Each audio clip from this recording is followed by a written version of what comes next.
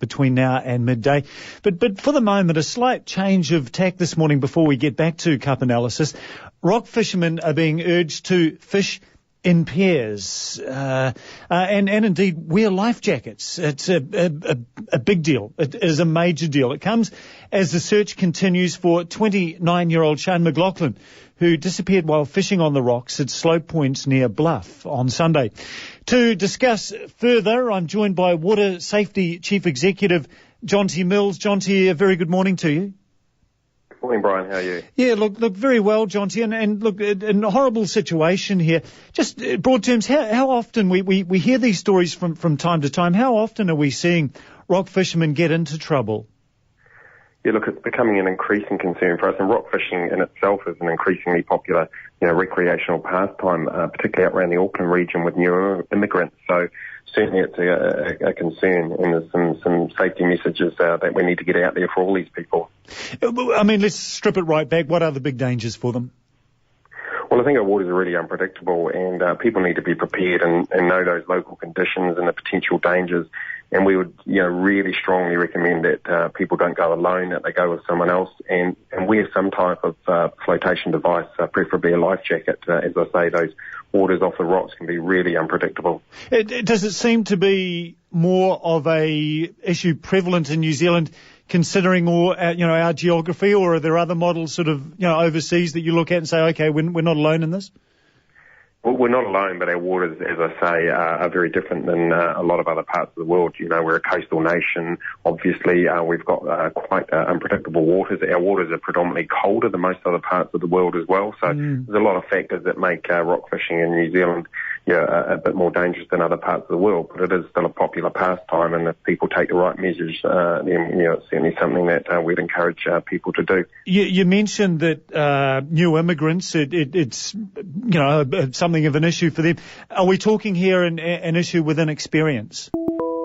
Well, I think it's a combination of inexperience as well as not knowing the local conditions and not necessarily being prepared. And often new immigrants are coming to this country who don't necessarily come from an aquatic background, and they come to New Zealand. We're this idyllic island nation. We've got beautiful waters. We've got really high participation rates across a really broad range of water-based activities. So, I think you're right. It is a lack of knowledge, and that's an area that we've got to try and get to these people to give them awareness. Jonty, is there it sounds a little bit strange perhaps, but is there a socio-economic scenario with this as well? Some people, struggle. They do it hard, and if there's an opportunity for a free feed, if you can get into nature and catch a bit of kai, life is good, and it becomes a whole lot easier. Is that a factor? It's definitely a factor. I mean, it's part of who we are as Kiwis as well. Yeah. You mentioned, gathering food as part of our culture, and kai moana and gathering food from the sea. So, it is part of our culture, and, the lower socio-economic areas across all water-based activities make it more difficult. This situation at the moment is in Bluff, where you're looking for this poor fella who's gone into the water. What other areas of New Zealand create the biggest challenges, the biggest hazards? Certainly up around the Auckland coastal region, up there on the west coast, around the Muriwais and Pihas and those sort of areas. What advice then to just finish? What sort of advice to people? We want to get out and enjoy our great outdoors. This is what we are all about as Kiwis. But what precautions? Just what steps do people need to go through in preparation? Then when they're actually at the edge of the water and so on, just take us through some of those scenarios. Yeah, and that's right. We're not the fun police. We actually want everyone to enjoy the water in whatever way, shape or form, and that's who we are as Kiwis. But it's particularly a male problem. Around 85% of all preventable drownings are male. So it's a matter of being prepared and knowing your own limits. Certainly checking the conditions before going out. With rock fishing, it's around tides and swells, etc. And as I said before, strongly encourage going with someone else. And the key thing around rock fishing actually is never to turn your back on the waves. As I said, they can be really unpredictable. And a combination of all those things. And as I said, knowing your own limits as well. And if the conditions are too bad, simply don't go out, leave it for another day. Before they leave home, information on tides and swells, where can people access that?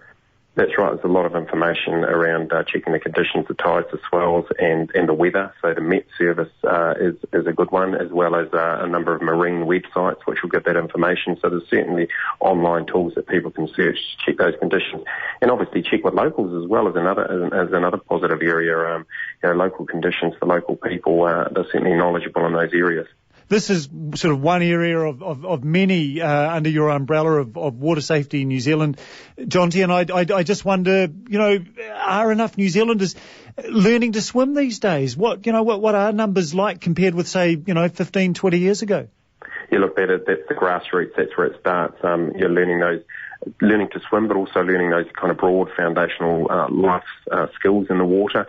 And a concern for us is that the New Zealand Council of Education Research surveyed 2,500 schools last year and found that only a quarter of New Zealand schools are delivering a minimal or adequate level of aquatic education. So that's a real concern for us with people coming out of the education system without those broad safety skills to enjoy the water. So certainly that's an area we need to address, the advent of school pools closing, the cost being a barrier, that type of thing. But that's certainly an area of concern for us. But we need to address it as Kiwis, both the community and the government and all of us, because there'll be a direct correlation from our perspective to kids coming out of the education system without those basic survival skills and long-term drowning prevention. Yeah, it's interesting, isn't it? But, I mean, we've really gone off on a bit of a tangent here, Jonty, but I guess, my generation, we had the school pool, and it was like a bloody icebox. It was freezing, and some kids, it probably actually did more to stop them learning to swim because it was such a miserable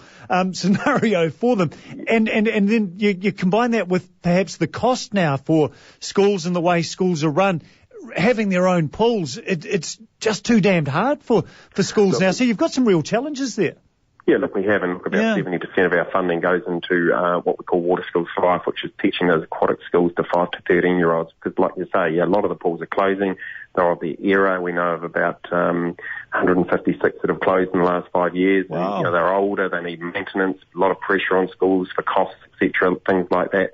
But it is grassroots stuff. That's where it starts, and there's a lot more community pools, etc. now where some of these kids have to get to, and then it's the cost barrier and time away from school and travel and that kind of thing. So all those things are culminating to making it more difficult for those kids to get aquatic education. But as I said, part of who we are as Kiwis in this country needs to look at it quite seriously, because we do have one of the highest preventable drowning tolls in the developed world, and that's not something to be proud of. As Kiwis, as I said, part of who we are, part of our nature, part of our culture. We want everyone to enjoy the water, but we actually want to come home safely to their families at the end of the day too.